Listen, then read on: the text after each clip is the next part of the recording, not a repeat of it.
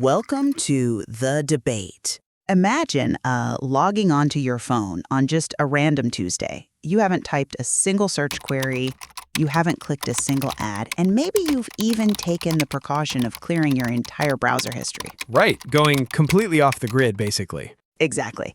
In the past, you might have felt like you were a blank slate to the algorithm, but well, what if the system doesn't need your recent clicks anymore? What if instead it has mathematically mapped the immutable, invisible shape of your deepest habits? The recurring loops of your anxiety or the hidden voids of your daily routine? Yes, exactly.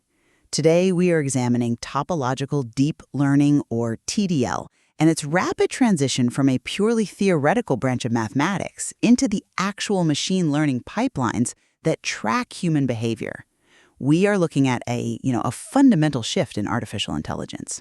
Right. As AI moves from tracking our proximity, meaning our literal clicks and distances in a database, to tracking our topology, the unchangeable shape of our behavior. And so we have to ask a critical question. Does this represent an existential threat to consumer cognitive agency? Or is it a neutral, still developing mathematical tool whose risks are being, vastly overstated by critics? And to unpack this, we will be drawing on recent literature surrounding AI topologies, cognitive field theory, and the geometry of manipulation, as well as core texts like The Shape of You. I'll be arguing that while TDL is, a profoundly powerful mathematical advance, treating it as an imminent mind control device is pretty premature. And I will be arguing that topological tracking fundamentally breaches consumer agency. By using these advanced mathematical models to map the literal shape of how a person navigates information, AI systems are creating a deterministic cognitive fingerprint. Because this shape survives all the noise and distortion of everyday life, consumers cannot simply opt out or hide from it.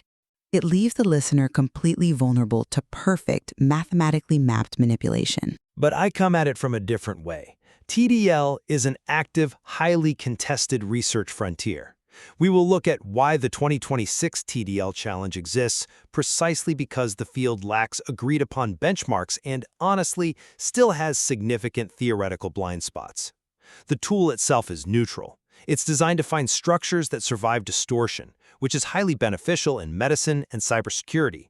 The fear of cognitive manipulation assumes a level of technological maturity that, frankly, does not yet exist. Well, to really understand what is at stake for the consumer here, we need to completely discard how we usually think about data privacy.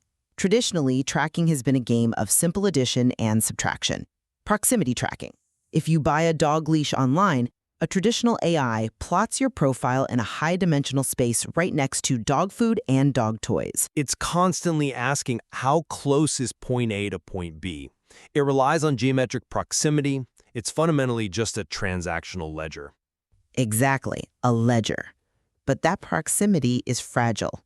It's incredibly easy for a consumer to disrupt. If you start using a VPN, if you clear your tracking pixels, or if you simply stop buying pet supplies for a month, that geometric distance shifts.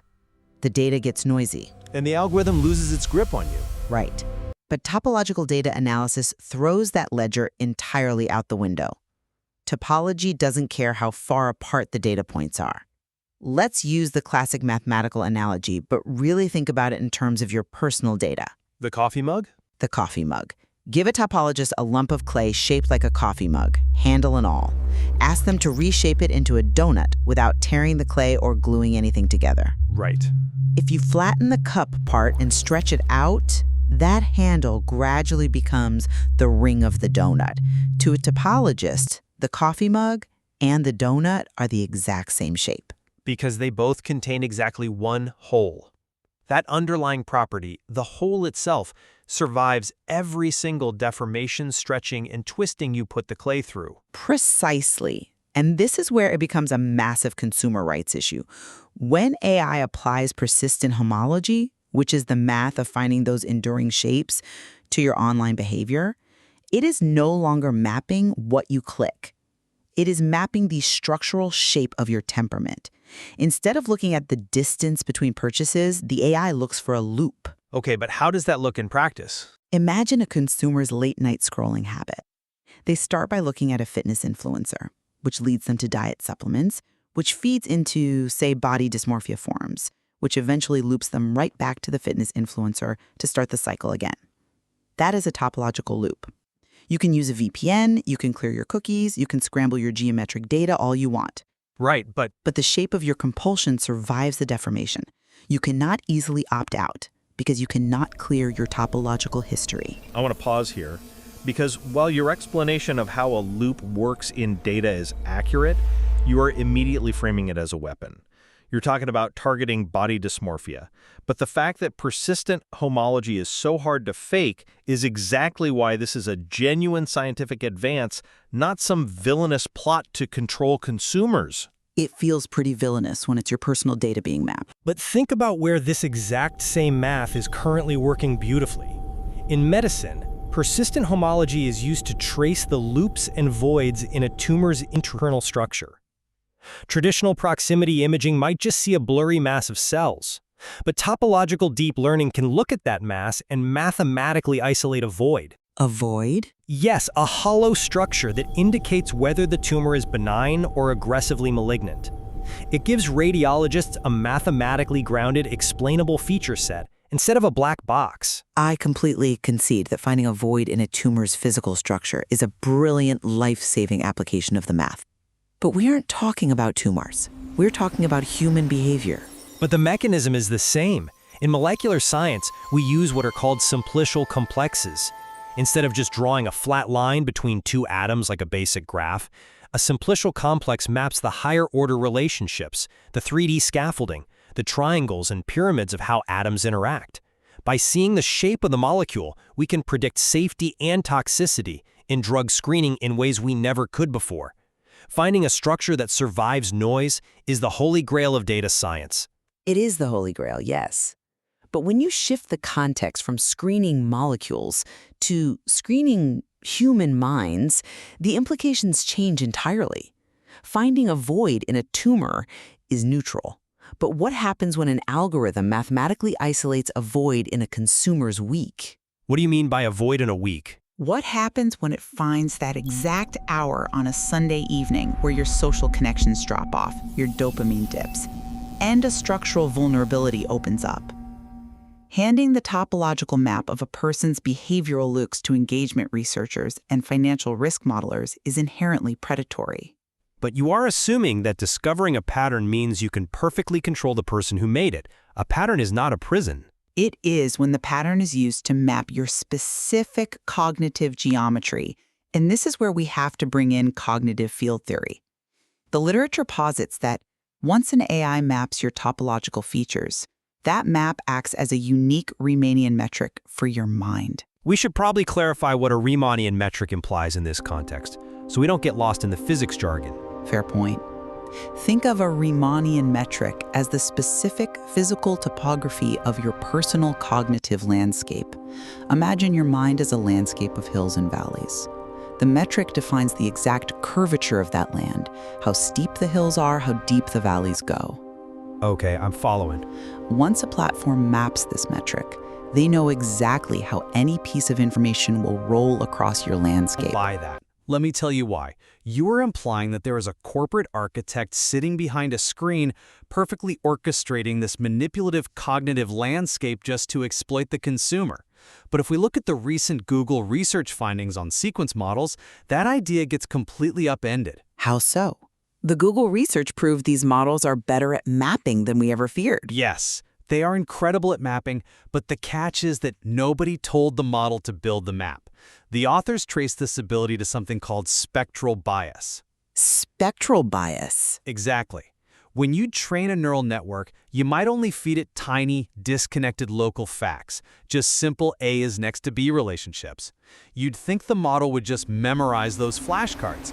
But because of spectral bias, the network's optimization process naturally drifts toward the low-frequency eigenvectors of the data. Which means what? In plain English. To translate that, the network is inherently lazy, in a good way. It prefers to find the broad fundamental highways of connection, rather than getting bogged down in the complex, jagged back roads. Because of this, the geometry forms naturally. Wait, naturally? Yes, it's a consequence of the mathematics of gradient descent, not a side effect of a deliberate plot to map a consumer's mind. The network spontaneously builds a global map where every concept gets a point in space, just like water naturally settling into a valley. It's a natural emergence of structure. But whether the water settles naturally or whether a corporation explicitly digs the canal, the platform still ends up owning the valley. I don't think it matters to the consumer why the AI built the map. What matters is that the exploitation of that geometry is a conscious corporate choice. I see what you mean. If the model is spontaneously organizing our vulnerabilities into a perfectly readable map, imagine a bad actor getting their hands on it. They don't have to argue with you to change your mind. They don't have to present a better product. They just have to feed you highly targeted local associations designed to warp your global geometry. This is what the literature refers to as delusional geometries. Right. Delusional geometries occur when a model trains on biased data and forms a warped, but mathematically consistent, worldview. Exactly. If a bad actor feeds you the right sequence of seemingly innocuous prompts, they can lock you into one of these delusional geometries. To the listener going about their day, this warped reality feels completely rational because it is globally self-consistent within their own mind. It forms a closed loop. Yes, it represents what physicists will call a low-energy ground state. It takes zero mental effort for the consumer to stay in that loop, making it incredibly resistant to correction. Imagine you log onto your feed and the platform uses your Riemannian metric to identify the exact path of least resistance to make you feel insecure about your career. Okay, hypothetically. They place a monetizable prompt, say an ad for an expensive productivity masterclass, right at the bottom of that topological valley. How is that not a severe violation of cognitive agency? They are subtly, structurally steering the consumer toward a predetermined purchase, and the consumer feels they arrived at that conclusion entirely on their own. But let's look at the mechanics of what you are calling steering. The same Google paper specifically notes that because the network builds this geometric map, it can answer complex relational queries in one shot. It can infer truths it was never explicitly taught. Right, which makes it even more powerful. Yes, but powerful in a good way. If a consumer is interacting with an AI that possesses this kind of geometric memory, they are interacting with a tool that can provide incredibly nuanced, context-aware assistance. It can help you connect ideas you didn't even know were related. Yes, there is a risk of delusional geometries if the platform's data is corrupted, but that is an argument for better data quality and better transparency. It is not an indictment of topological deep learning itself. I disagree. It is an indictment of how the technology fundamentally operates when applied to human behavior. It is commodifying the unstatable things about a person.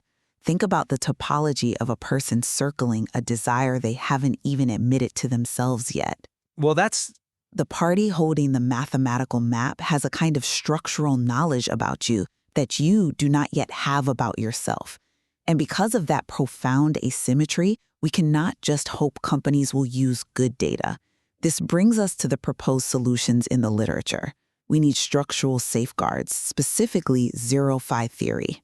Ah, I knew we would get to zero-phi. We have to, because if topological tracking is as powerful as we both agree it is, theorists argue we must enforce a hybrid AI architecture that completely separates immutable memory from optimization. For those listening, in a zero-phi system, the Greek letter phi symbolizes internal preference or goal accumulation, right?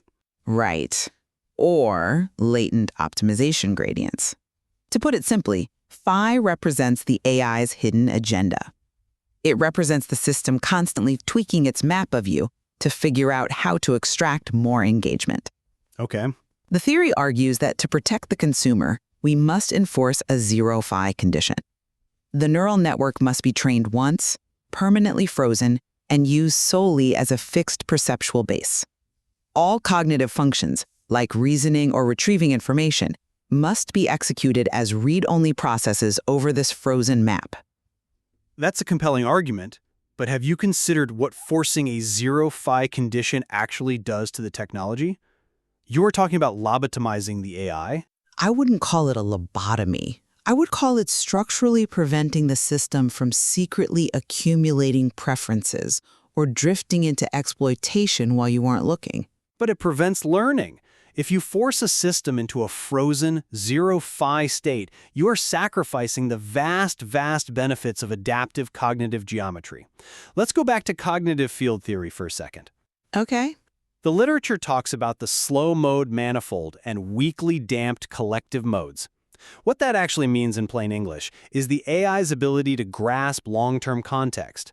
It's the difference between an AI that reacts purely to your fleeting daily moods versus an AI that deeply understands your evolving long-term goals. But that understanding comes at a price. Sure, but that macroscopic understanding relies entirely on the fact that learning continuously reorganizes the cognitive geometry. If you freeze the model to enforce zero phi, you destroy its ability to adapt to you. You destroy its ability to understand shifting contexts. You are proposing we break the machine entirely just to prevent a theoretical consumer tracking risk. It is not a theoretical risk when engagement researchers are already utilizing persistent homology to cluster behavioral data across millions of users. And a read-only architecture doesn't destroy intelligence, it just confines the learning to external disposable shells. Disposable shells? Yes, the core semantic meaning remains frozen and time invariant. You can destroy and retrain the outer learning layer all you want without losing the underlying knowledge base. This is about ensuring that no hidden optimization gradients, no phi, can emerge and hide within the long-term memory of the system. Without this safeguard, the AI is constantly optimizing its map of the user. It is constantly refining the path of least resistance to manipulate their behavior. The problem there isn't the mathematics of topological deep learning. The problem is data governance. I agree with you that who holds the map is a critical question. The literature states it perfectly. The tool is neutral. The question that matters is who gets to see the shape and whether you are ever handed the same mirror. But are you ever truly handed the mirror? If we focus our efforts on transparency, on giving consumers direct access to their own topological maps, we empower them. Imagine if you could see the geometric shape of your own habits. If an AI could show you the literal mathematical loop of your own compulsions, that would be an incredible tool for self-reflection and personal growth. Crippling the underlying technology through a forced zero-phi freeze is an extreme overreaction to what is ultimately a governance issue. But can you really govern something that operates entirely beneath the threshold of human conscious awareness? A consumer can understand a ledger. They can look at their data and understand, Google knows I clicked on a shoe ad. Right, it's literal. But they cannot intuitively understand a high-dimensional Riemannian metric that predicts their susceptibility to a specific emotional trigger on a Tuesday afternoon. Even if a corporation benevolently hands the consumer the mirror, the reflection is written in a mathematical language the consumer cannot read. That assumes consumers are entirely isolated and incapable of using their own AI tools to interpret the data. If the architecture is open, consumers can employ their own local topological models to defend their agency. Defend it how? You could run a local personalized AI on your own device that analyzes incoming prompts, and it could alert you when a platform is attempting to exploit a specific topological loop in your behavior. The answer to advanced mathematics isn't to stop doing math. The answer is to democratize the mathematics. I think that is a highly optimistic view of consumer capability versus corporate incentive. The asymmetry of power is simply too vast. Picture a trillion-dollar tech company deploying a continuously learning, endlessly optimizing cognitive field against an individual consumer's local defense model. Well, that is not a fair fight. The corporate model will always have access to a richer density of data. It will always have a more accurate map of the consumer's slow-mo manifold than the consumer's own device. Which brings us back to the reality of where this technology currently sits today. You are describing a perfectly functioning, omniscient cognitive field that can flawlessly map and manipulate human behavior. It is closer than we think. But as the 2026 TDL challenge shows us, we are still arguing about how to even benchmark these models against ordinary graph neural networks. There are massive theoretical blind spots right now.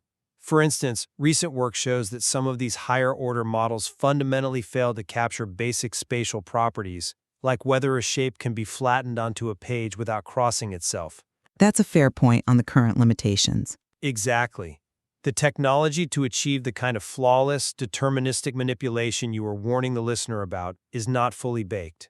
We have time. We have time to establish the right data governance and frameworks before the mapping becomes as precise as you fear. I sincerely hope you are right about the timeline. But the rapid transition from theoretical math to implemented machine learning suggests the window for the consumer is closing quickly. We are moving irreversibly from a world of disconnected data points to a world of enduring shapes. We are. And that shift from analyzing raw coordinates to analyzing persistent structures is a profound milestone in human technological history. It allows us to cut through the messy noise of human behavior and find what is actually structurally true underneath. Well, as we wrap up today's debate, our positions remain distinct. I maintain that AI topological tracking represents an unprecedented commodification of human temperament. When the loops of our attention and the voids of our habits are mathematically mapped, consumers face a profound risk of structural exploitation. It is a risk that cannot simply be legislated away with traditional data governance, because the topology itself is the vulnerability. Consumers must recognize that their very cognitive shapes are being quantified. And I maintain that topological deep learning is a necessary, fundamentally neutral evolution in how AI processes complex reality. Its current immaturity, combined with its massive potential for positive applications in medicine, chemistry, and reasoned AI, should temper our apocalyptic fears. The focus must be on transparency, access, and democratizing the tools, not on halting the science. Both of us agree, however, that the era of simple proximity-based tracking is ending. The technology is looking deeper, searching for the structures that survive the noise.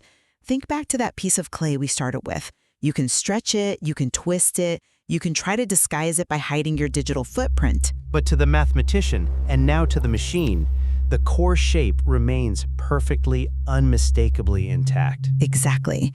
The question we are left with is this: when the machine finally learns the shape of you, who does that shape belong to? Thank you for listening.